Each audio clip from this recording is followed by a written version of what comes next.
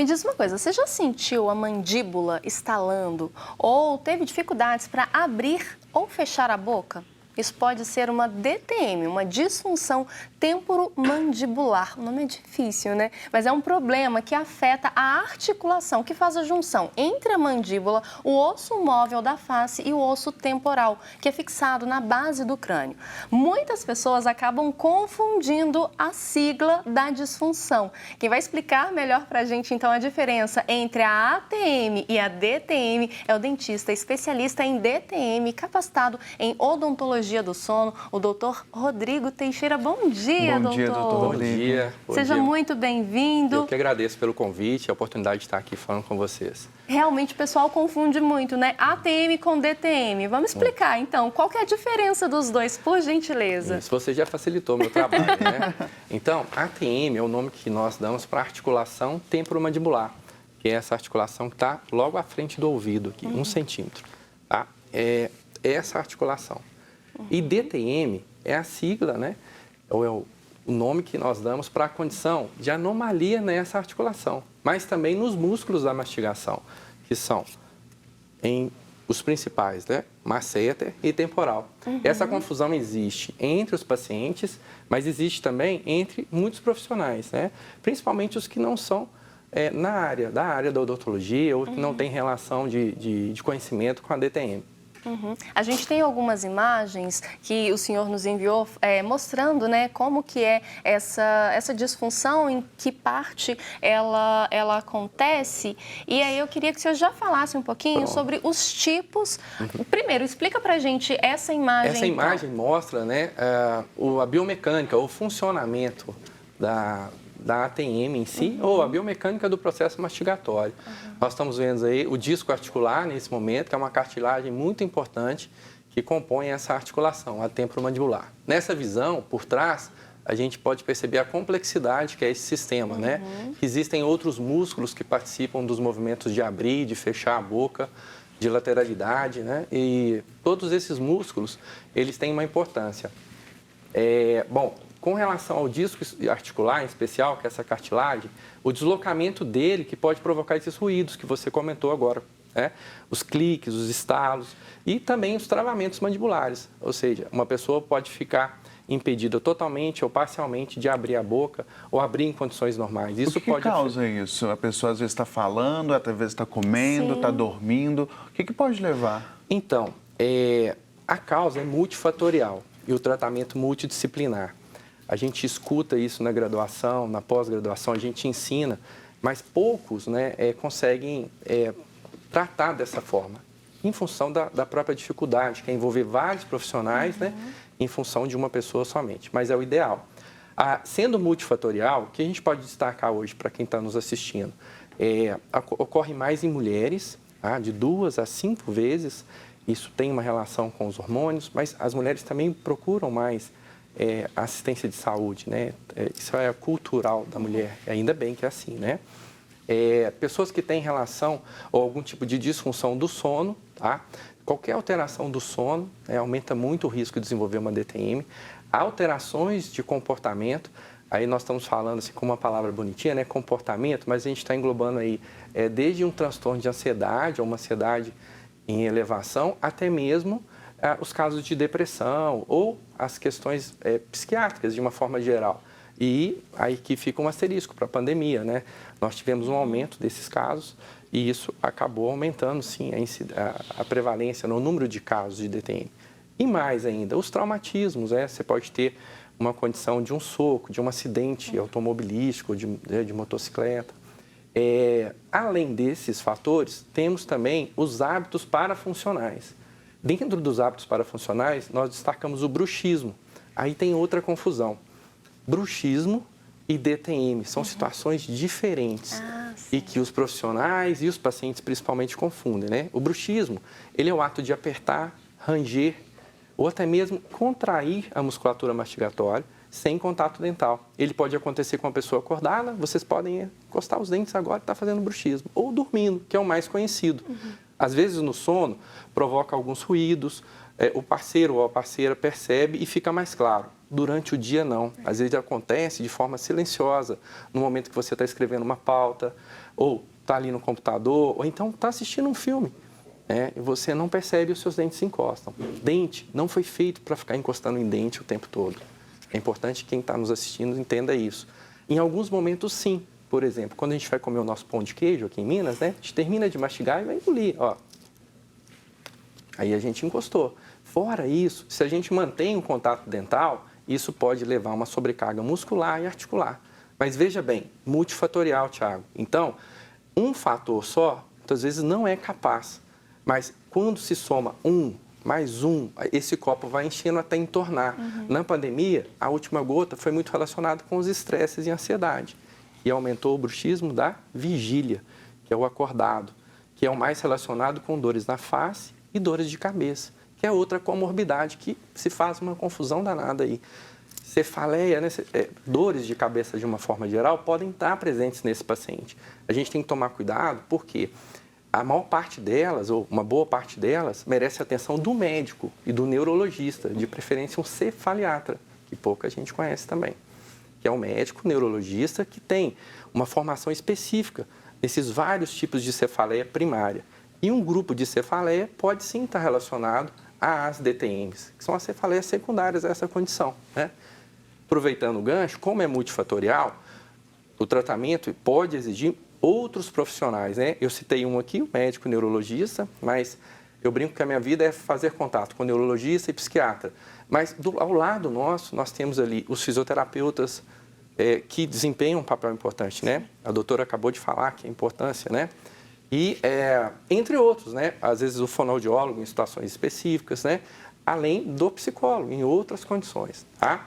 É isso. O senhor falou da questão da dor. Essa disfunção, né, essa DTM, ela causa dor de imediato? Quando já começa ali, né, a ter essa disfunção, o paciente ele já consegue perceber? Dor é um sintoma muito comum e muito frequente. E, na verdade, é o que leva o paciente a buscar tratamento, né? Quando a gente tem uma dor, principalmente no segmento cefálico, isso preocupa e logo você busca atendimento, mas nem sempre. Tá? Muitos pacientes, às vezes, têm um ruído, um clique de forma assintomática. Tá? E aí, merece uma atenção no sentido de orientação. Então, às vezes, você não precisa intervir. Tá? Doutor, a DTM pode levar à cirurgia, casos mais extremos? A pessoa precisa fazer alguma cirurgia de correção da mandíbula? Precisa fazer alguma correção dos músculos?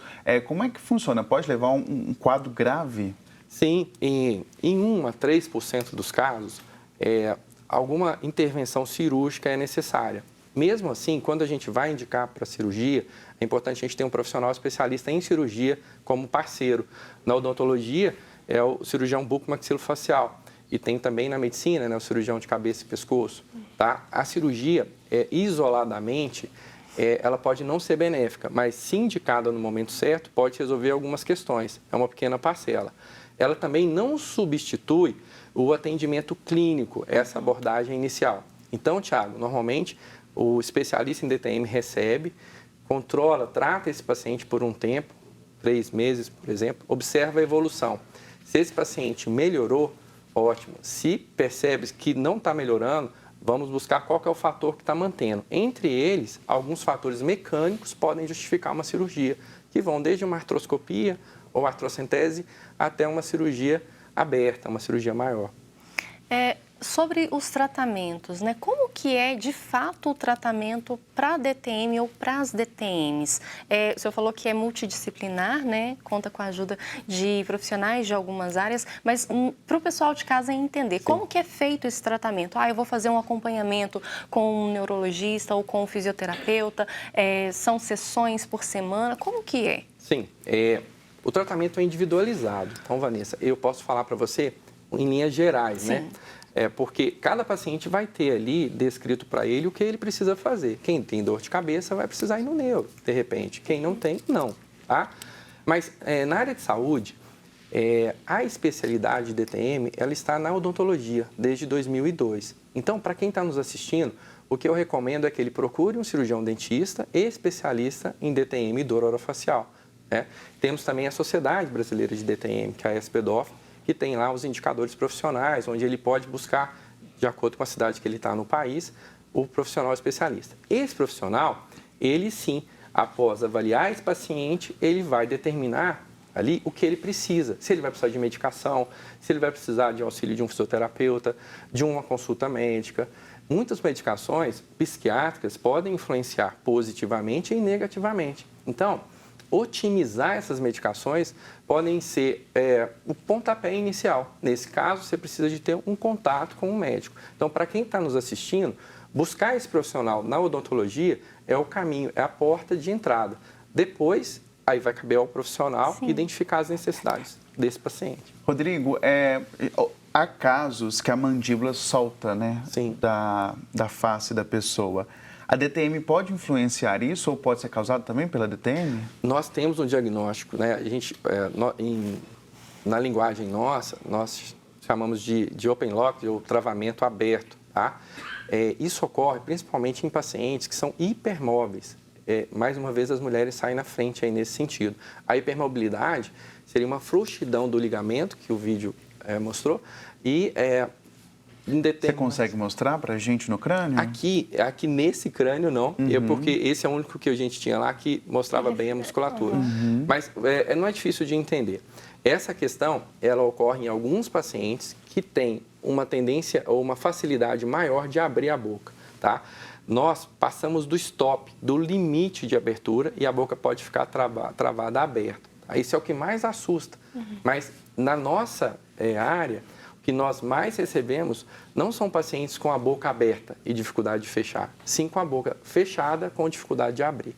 Quando a gente fala de disfunções da ATM, nós podemos dividir a DTM em dois grandes grupos. As DTMs de origem articular e as de origem muscular. As de origem muscular estão mais envolvidas com os processos dolorosos, com as cefaleias. A articular, com as limitações mecânicas. Essa ATM, ela funciona igual uma dobradiça de uma porta. Se ela está funcionando bem, a porta abre e fecha. Se por algum motivo esse funcionamento foi alterado, você vai ter dificuldade. Inclusive na fala, às vezes, em algumas situações, tá? É preciso ficar atento, então, a essas questões. Pessoas que usam aparelhos, né? Aqueles aparelhos móveis e tal. Isso pode interferir na ATM, provocando ou, né, de repente, até auxiliando no tratamento de DTMs? Então, existe outro ponto confuso, né? Pode ficar redundante, mas realmente... Acho que até pelo curto espaço de tempo, na linha do tempo da odontologia, a nossa especialidade é um baby, 2002 para cá. Quando a gente vai dar aula ou assistir aulas relacionadas a essa pergunta sua, né, ortodontia e DTM, o que a gente fala assim, a ortodontia, quando bem conduzida, ela não trata, não causa e nem previne DTM, tá? A ortodontia em si, como os outros tratamentos dentários, eles podem fazer parte em uma etapa mais adiante.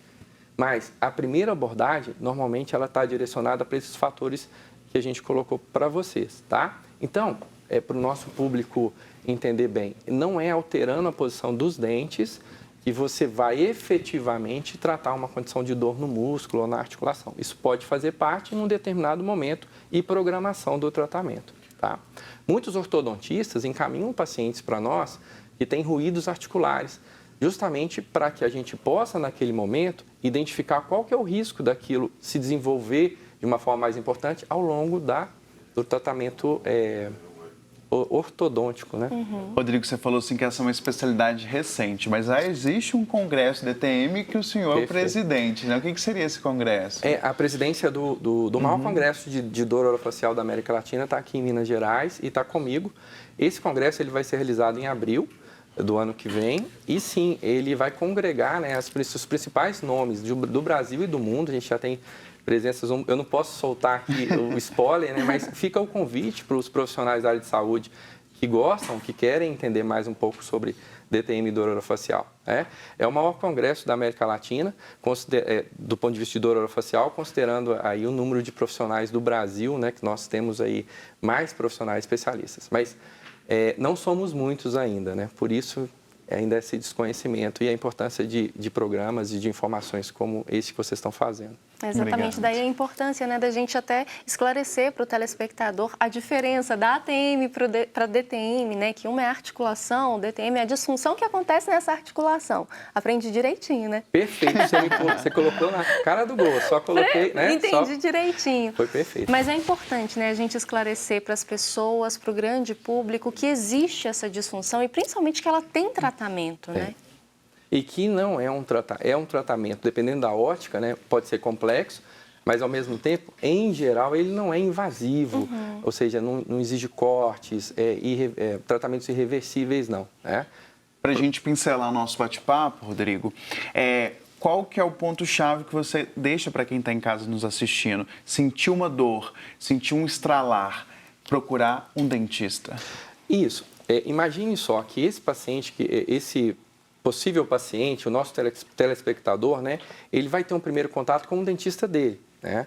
Então, comente isso com o dentista, com o clínico geral, com quem ele tem confiança em tratar na odontologia, e esse profissional deve orientar esse paciente. Para os que não têm, que vão buscar o especialista direto, sim, busque na odontologia, e a odontologia vai dividir entre essas especialidades, né, que são importantes também no tratamento. Doutor, deixa suas redes sociais, Dr. Rodrigo Teixeira, para quem quiser te acompanhar e ver seu trabalho. Isso, podem me chamar lá e a gente vai conversando, e eu estou aberto a mais explicações, estou disponível aí.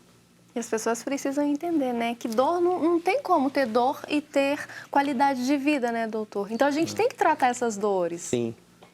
Ó, a gente tem uma pergunta da Fernanda Dias. Qual que é a pergunta? Tem alguém soprando aqui. Cansaço muscular na região da face pode ser considerado DTM? Sim, já é uma alteração do padrão muscular, né? O músculo, em condições normais, você não teria que sentir isso, tá? E aí, ele pode estar acontecendo, por exemplo, por uma sobrecarga provocada por aquele bruxismo em vigília, que eu comentei aqui, ou no sono. Né? Esse paciente, ele pode sim comentar com um profissional, como a gente falou aqui, e realmente definir se já tem que ter algum tipo de intervenção. O bom é que as perguntas vão surgindo. Agora me passou uma outra questão. Fica à vontade. A toxina botulínica, por exemplo, ela é utilizada no tratamento do bruxismo. Ela poderia ser utilizada também no tratamento da DTM? Então, no site nosso da sociedade, nós escrevemos e publicamos até um consenso a respeito disso. A toxina botulínica, ela vem sendo fantástica em diversas áreas da saúde, né, como um todo. Desde os espasmos musculares mais complexos, passando pela estética, né? Agora, na DTM, no bruxismo, ela deveria ser usada com muito parcimônia em pouquíssimos casos. Por quê? O bruxismo, ele é de origem, ou ele é mediado pelo sistema nervoso central. Ou seja, o cérebro manda um comando, né? E aí a gente não tem nem tempo para explicar demais, mas ele vem do cérebro. E a toxina botulínica não age lá. Mas em algumas condições específicas, ela pode ser útil sim. O que a gente não pode é exagerar desse tempero, né? Ou seja, senão a gente usa uma coisa que é útil no momento errado. Entendi. Muito obrigado, viu, doutor Rodrigo? Para quem quiser, né, conferir mais, bater. Esse é um assunto que rende bastante se papo, deixasse, né? a gente ia ficar aqui, doutor, falando e perguntando, porque realmente é um assunto pouco falado ainda e que gera muitas dúvidas, né? Sim, sim. E aí a rede social do doutor tá aí. Doutor, muito obrigado pela presença, viu? Eu que agradeço o convite e a disponibilidade aí de vocês em falar desse tema que é importante pra gente. Muito obrigada. Obrigado. Obrigado.